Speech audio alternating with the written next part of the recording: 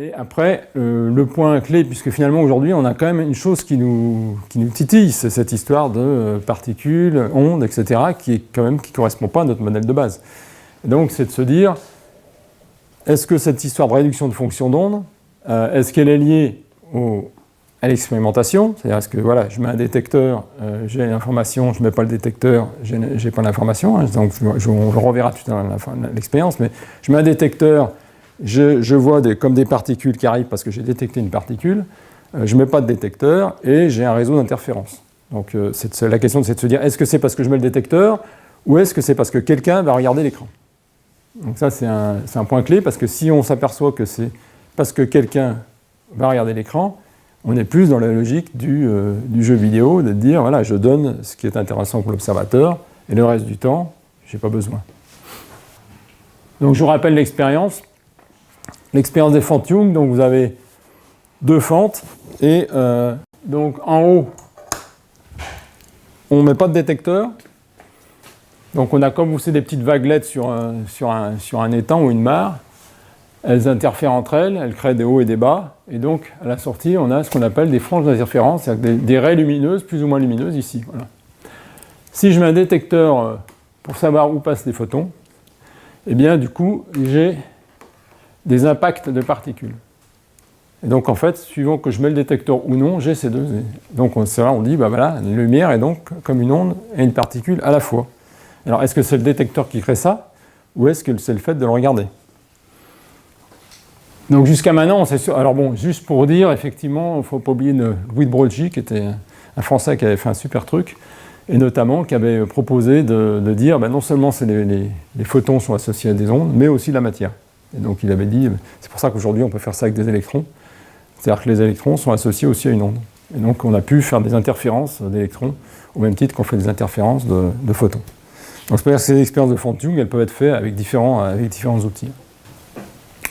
Alors donc pour schématiser ce qui se passe dans ces expériences, donc on a un générateur de particules, on a un détecteur de chemin, c'est-à-dire est-ce que j'ai mon détecteur ou pas, j'ai mes doubles fentes et j'ai ma figure d'impact.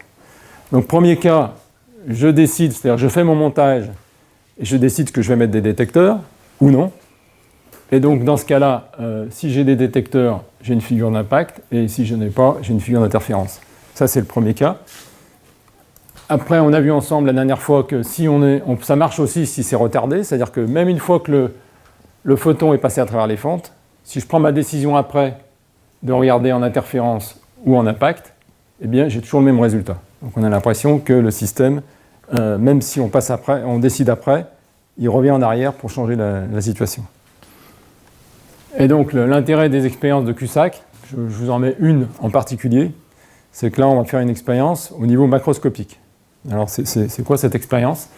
C'est de dire, on fait la même expérience avec les doubles fentes, on met des détecteurs, le chemin est pris et détecté, le chemin pris est enregistré dans une clé, hein, une clé USB, et puis en haut, on enregistre l'écran en même temps, en simultané que le chemin, dans une autre clé. Et l'idée, c'est de dire, j'ai mes deux clés, si je prends la clé 2 et que je la détruis, je vais avoir une figure d'interférence dans celle-là, et si je ne la détruis pas, j'ai déjà une figure de particule. Donc c'est-à-dire que là, on est en train de dire qu'au niveau macroscopique, je suis en train d'influencer ce qui est dans cette clé, juste parce que je décide ou non que cette information va être disponible ou pas. Et donc ça va être le résultat de cette expérience, elle va être clé, parce qu'effectivement, si on est...